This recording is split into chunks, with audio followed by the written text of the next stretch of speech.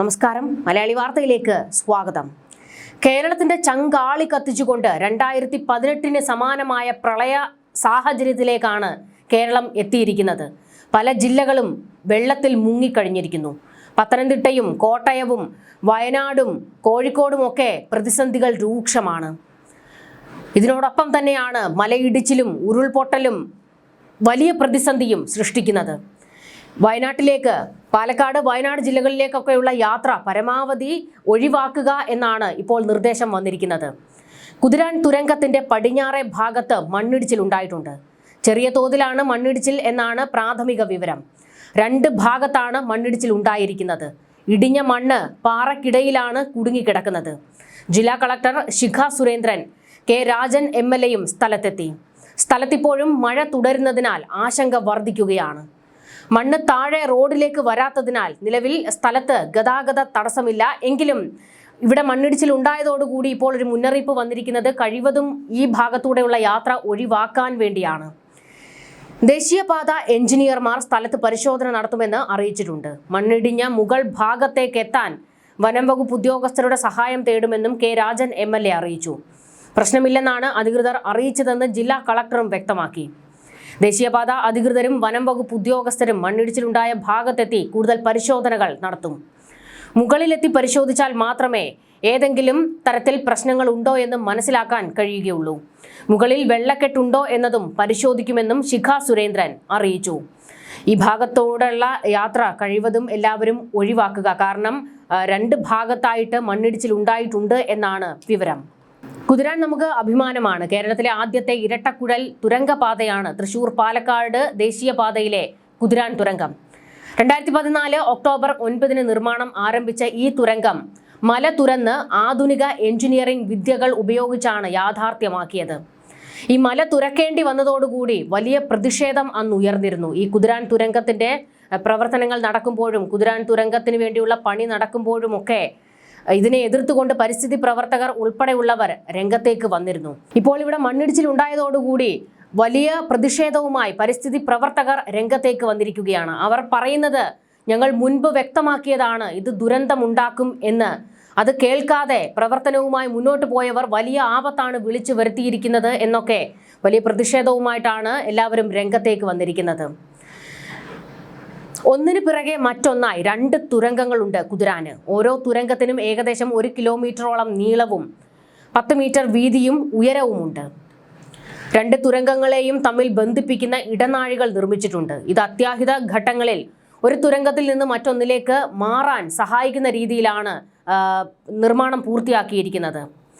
പാറ തുരന്ന ശേഷം concrete lining നടത്തിയും ബലക്ഷയമുള്ള ഭാഗങ്ങളിൽ ഇരുമ്പ് ആർച്ചുകൾ പാകിയും തുരങ്കം ദൃഢമാക്കിയിട്ടുണ്ട്. വൈദ്യുതീകരണം, അഗ്നി ശമന സംവിധാനങ്ങൾ, എക്സോസ്റ്റ് ഫാനുകൾ എന്നിവയും ഇതിനുള്ളിൽ സജ്ജീകരിച്ചിട്ടുണ്ട്.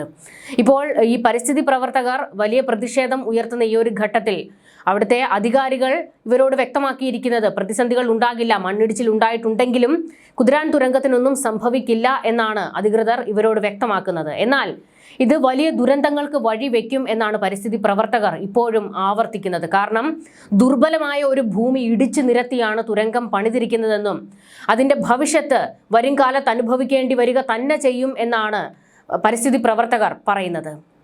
കുതിരാൻ തുരങ്കത്തിന്റെ നിർമ്മാണം പ്രകൃതിയിൽ അനുകൂലവും പ്രതികൂലവുമായ മാറ്റങ്ങൾ ഉണ്ടാക്കിയിട്ടുണ്ട് എന്നുള്ളതൊരു വസ്തുതയാണ്. പീച്ചി വാഴാനി വന്യജീവി സങ്കേതത്തിന് നടുവിലൂടെ കടന്നു പോകുന്ന പാതയായതിനാൽ പരിസ്ഥിതി കമ്മിറ്റികൾ ഇതിനെ അതീവ പ്രാധാന്യത്തോടെയാണ് കണ്ടതും നിർമ്മാണ പ്രവൃത്തികളൊക്കെ പൂർത്തിയാക്കിയതും. തുരങ്കത്തിനായി മല തുരന്നതും റോഡ് വീതി കൂട്ടാൻ കുന്നിടിച്ചതും പ്രദേശത്തെ മണ്ണിന്റെ ഘടനയെ ബാധിച്ചിട്ടുണ്ട്. ഇത് നിർമ്മാണ സമയത്തും ശേഷവും പലതവണ മണ്ണിടിച്ചിലിന് കാരണമായിട്ടുണ്ട്. പാതയുടെ നിർമ്മാണത്തിനായി വന്യജീവി സങ്കേതത്തിലെ നിരവധി മരങ്ങൾ മുറിച്ചു മാറ്റേണ്ടി വന്നിട്ടുണ്ട്. ഇത് സ്വാഭാവിക വനമേഖലയെ നേരിയ തോതിൽ ബാധിച്ചിട്ടുണ്ട്. കനത്ത യന്ത്രങ്ങളുടെ ശബ്ദവും വെളിച്ചവും നിർമ്മാണ ഘട്ടത്തിൽ വനത്തിലെ ജീവികളുടെ സ്വൈരവിഹാരത്തിന് തടസ്സം സൃഷ്ടിച്ചിരുന്നു. ഇതൊക്കെയായിരുന്നു അന്ന് പ്രതിഷേധവുമായി പരിസ്ഥിതി പ്രവർത്തകർ രംഗത്തേക്ക് വരാൻ കാരണം. എന്നാൽ ഇതുകൊണ്ട് ചില അനുകൂല ഫലങ്ങളും ഉണ്ടായിട്ടുണ്ട്. അതായത് തുരങ്കം വരുന്നതിന് മുൻപ് കാട്ടുമൃഗങ്ങൾ റോഡ് മുറിച്ചു കടക്കുമ്പോൾ വാഹനങ്ങൾ ഇടിച്ച അപകടം സ്ഥിരമായിരുന്നു ഇവിടെ. തുരങ്കം വന്നതോടെ മുകളിലെ വനമേഖല വന്യജീവികൾക്ക് സുരക്ഷിതമായി മാറിയിട്ടുണ്ട്. പണ്ട് കുതിരാൻ കയറ്റത്തിൽ മണിക്കൂറുകളോളം വൻ വാഹനക്കുരുക്ക് അനുഭവപ്പെട്ടിരുന്നു. തുരങ്കം തുറന്നതോടെ വാഹനങ്ങൾ സുഗമമായി കടന്നു പോകുന്നതിനാൽ അന്തരീക്ഷ മലിനീകരണവും കാർബൺ ഉദ്വമനവും വൻതോതിൽ കുറഞ്ഞു. കുതിരാൻ തുരങ്ക നിർമ്മാണവുമായി ബന്ധപ്പെട്ട് കേന്ദ്ര പരിസ്ഥിതി വന മന്ത്രാലയവും വിവിധ വിദഗ്ധ സമിതികളും നിരവധി പഠന റിപ്പോർട്ടുകൾ പുറത്തുവിട്ടിട്ടുണ്ട്. പീച്ചി വാഴാനി വന്യജീവി സങ്കേതത്തിന്റെ പരിധിയിൽ വരുന്ന പ്രദേശമായതിനാൽ അതീവ ജാഗ്രതയോടെ തന്നെയായിരുന്നു ഈ റിപ്പോർട്ടുകൾ തയ്യാറാക്കിയതും. ജൈവ വൈവിധ്യ സംരക്ഷണ റിപ്പോർട്ട് അതിൽ പറഞ്ഞിരുന്നു മരങ്ങളുടെ നഷ്ടമുണ്ടായിട്ടുണ്ട്. അതായത് നിർമ്മാണത്തിനായി പീച്ചി വില്ലേജിലെ വനമേഖലയിൽ നിന്ന് ഐലാന്തസ്, മരവട്ടി, അക്കേഷ്യ, ഇരുൾ തുടങ്ങിയ ഇനങ്ങളിൽപ്പെട്ട നിരവധി മരങ്ങൾ മുറിച്ചു മാറ്റേണ്ടി വന്നതായി വൈൽഡ് ലൈഫ് വാർഡന്റെ റിപ്പോർട്ടിൽ വ്യക്തമാക്കിയിരുന്നു. ഈ പ്രദേശം ആനത്താരികളോ ടൈഗർ റിസർവുകളിലോ പെടുന്നതല്ലെങ്കിലും വന്യജീവി സങ്കേതത്തിന്റെ അതിർത്തിക്കുള്ളിൽ വരുന്നതിനാൽ വന്യജീവികളുടെ സ്വാഭാവിക സഞ്ചാരത്തെ ബാധിക്കരുതെന്ന് റിപ്പോർട്ട് നിർദ്ദേശിച്ചിരുന്നു. മണ്ണൊലിപ്പും കുന്നിടിച്ചിലും സംബന്ധിച്ച റിപ്പോർട്ടും ഉണ്ടായിരുന്നു. നിർമ്മാണ ഘട്ടത്തിൽ പ്രത്യേകിച്ച് 2018 പ്രളയകാലത്ത് തുരങ്കത്തിന്റെ പ്രവേശന കവാടത്തിന് മുകളിൽ വൻതോതിൽ മണ്ണിടിച്ചിലുണ്ടായിരുന്നു. ഹൈക്കോടതിയുടെ ഇടപെടൽ കൂടി നമുക്കൊന്ന് പരിശോധിക്കണം. കുതിരാനിലെ കുന്നുകളുടെ ചരിവും ഘടനയും പഠിക്കാൻ കേരള ഹൈക്കോടതി പ്രത്യേക ശാസ്ത്രജ്ഞരെ നിയോഗിക്കുകയും റിപ്പോർട്ട് ആവശ്യപ്പെടുകയും ചെയ്തിരുന്നു. കൂടുതൽ മണ്ണൊലിപ്പ് തടയാൻ പാർശ്വഭിത്തികൾ കോൺക്രീറ്റ് ചെയ്ത് ബലപ്പെടുത്തണമെന്ന് ഈ റിപ്പോർട്ട് നിർദ്ദേശിച്ചിരുന്നു. പദ്ധതിക്കായി വിട്ടു നൽകിയ വനഭൂമിക്ക് പകരമായി മറ്റ് സ്ഥലങ്ങളിൽ സമാനമായ രീതിയിൽ വനവൽക്കരണം നടത്താൻ ദേശീയപാത അതോറിറ്റിക്ക് നിർദ്ദേശം നൽകിയിരുന്നു.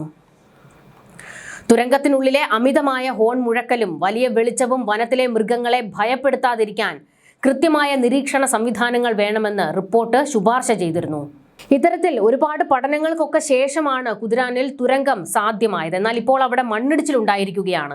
പരിസ്ഥിതി പ്രവർത്തകർ പറയുന്നതിൽ ചിലതൊക്കെ കാര്യമുണ്ട്. കാരണം ഇപ്പോൾ മണ്ണിടിച്ചിൽ ഉണ്ടാകുമ്പോൾ നമ്മൾ ഭയക്കേണ്ടത് തന്നെയാണ്. മണ്ണിടിച്ചിൽ ഇനിയും ഉണ്ടാകുമോ എന്നുള്ളതാണ് വലിയ ഒരു ആശങ്ക. വാഹനങ്ങൾ കടന്നു പോകുന്ന സമയത്താണ് എന്തെങ്കിലും ദുരന്തം ഉണ്ടാകുന്നതെങ്കിൽ നമുക്ക് അതിൻ്റെ വ്യാപ്തി എത്രത്തോളമാണെന്ന് പറഞ്ഞറിയിക്കാൻ കഴിയില്ല.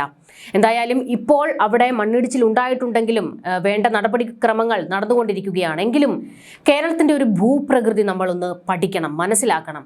കാരണം ഭൂമി ദുർബലമാണ്. പലയിടത്ത് പശ്ചിമഘട്ടമൊക്കെ വളരെ ദുർബലമായി കിടക്കുന്ന ഭൂമികളാണ്. അവിടെ പല നിർമ്മാണ പ്രവർത്തികൾ നടക്കുമ്പോൾ അത് ഭൂമിക്ക് താങ്ങാൻ കഴിയുന്നതല്ല. അതുകൊണ്ടാണ് പ്രളയമായും ഉരുൾപൊട്ടലായും മണ്ണിടിച്ചിലായിട്ടൊക്കെ അത് നമുക്ക് തന്നെ തിരിച്ചടി ഉണ്ടാക്കുന്നത്.